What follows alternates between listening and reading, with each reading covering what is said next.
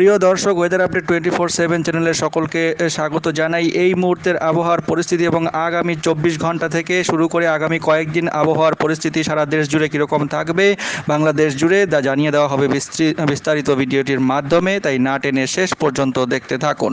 যে লঘুচাপটি তৈরি হয়েছিল সেটি বর্তমানে কিন্তু শ্যামনগর অর্থাৎ খুলনা বিভাগের শ্যামনগর এবং তার আশেপাশে অবস্থান করছে এবং এর যে বিস্তৃতি ময়মনসিংহ বিভাগ, এদিকে চট্টগ্রাম বিভাগ, কুমিল্লা জেলা, এদিকে বরিশাল, খুলনা এবং উত্তর বঙ্গোপসাগরের বিস্তীর্ণ এলাকা জুড়ে এর বিস্তৃতি রয়েছে এবং এই সব এলাকার ওপর দিয়ে আজ সারাদিনে 24 ঘন্টা এবং আগামীকাল ঝোড়ো হাওয়া বয়ে যাওয়ার সম্ভাবনা রয়েছে। এই মুহূর্তের আবহাওয়ার পরিস্থিতি অর্থাৎ আজ 14 তারিখ মে অর্থাৎ সকাল থেকে মোটামুটি 10টা 11টার মধ্যে নিম্নচাপের কেন্দ্রস্থলটি খুলনা বিভাগের ওপরেই অবস্থান করবে এবং এই সময়ের মধ্যে অর্থাৎ সকাল থেকে 10টা 11টার মধ্যে যা দেখা যাচ্ছে, ফটিকছড়ি উপজেলা, ছাগলনাইয়া এইসব জায়গার আশেপাশে, মনিকছড়ি, খাগড়াছড়ি এইসব জায়গার আশেপাশে কিন্তু ভারী থেকে অতি ভারী বৃষ্টিপাত, বজ্রপাত সহ হওয়ার সম্ভাবনা রয়েছে। সন্দ্বীপেও কিন্তু প্রবল বৃষ্টিপাতের সম্ভাবনা থাকছে। এছাড়া উপকূলবর্তী সুন্দরবন এলাকার আশেপাশে, এদিকে পশ্চিমবঙ্গের গাঙ্গেয় পশ্চিমবঙ্গ এলাকায় এবং দক্ষিণবঙ্গেও কিন্তু বিক্ষিপ্তভাবে ভারী বৃষ্টিপাত অনেক জায়গাতেই হওয়ার সম্ভাবনা রয়েছে।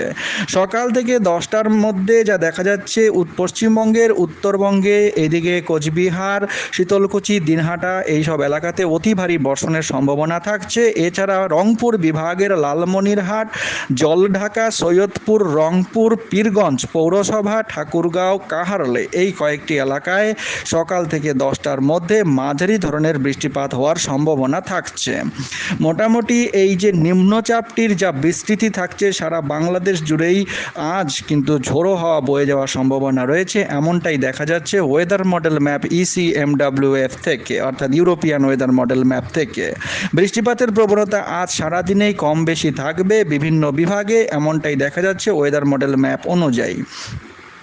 মধ্যরাতের দিকে আজ সন্ধ্যা থেকে মধ্যরাতের মধ্যে কিছু কিছু এলাকায় ঝোড়ো হাওয়াটাই বেশি থাকবে। বৃষ্টিপাত কিছুটা পরিমাণে বিক্ষিপ্তভাবে হওয়ার সম্ভাবনা রয়েছে সিলেট, রংপুর, এছাড়া এদিকে ময়মনসিংহ বিভাগ এবং বরিশাল বিভাগের কিছু এলাকায় মাঝারি ধরনের বৃষ্টিপাত হতে পারে, তবে ভারী বৃষ্টিপাতের সম্ভাবনা পরের দিকে নেই, আজ পরের দিকে নেই।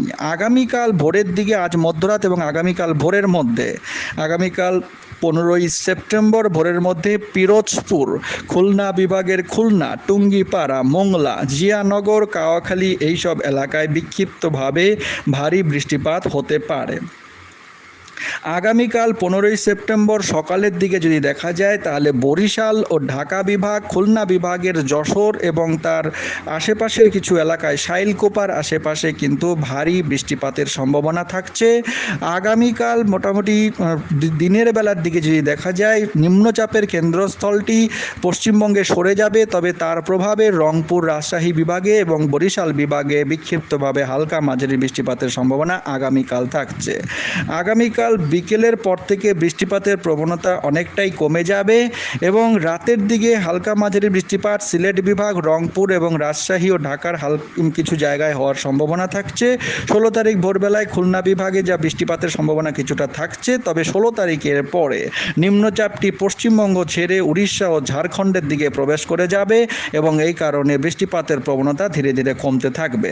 17 তারিখ থেকে বৃষ্টিপাতের প্রবণতা অনেকটাই কমে যাবে বলে দেখা যাচ্ছে ওয়েদার মডেল ম্যাপ থেকে এবং তারপরে এই যে মৌসুমি বায়ুর যে অ্যাক্টিভিটি, মৌসুমি বায়ুর বিদায় নেওয়ার কিন্তু সময় হয়ে যাবে এবং বর্ষার বৃষ্টিপাতের যে প্রবণতা সেটি কমে যাবে। তার পরবর্তী সময়ে বঙ্গোপসাগরে নিম্নচাপ এবং ঘূর্ণিঝড় সৃষ্টি হওয়ার কি সম্ভাবনা থাকছে আমরা পরবর্তী ভিডিওতে জানাবো, তাই চ্যানেলের সঙ্গে থাকুন, চ্যানেলের দিকে নজর রাখুন, সাবস্ক্রাইব করে রাখুন প্রতিদিনের নিয়মিত আপডেট পাওয়ার জন্য এবং ভিডিওটি ভালো লাগলে লাইক করুন। ইম্পর্ট্যান্ট আপডেট সকলকে শেয়ার করে জানিয়ে দিন। অনেক ধন্যবাদ।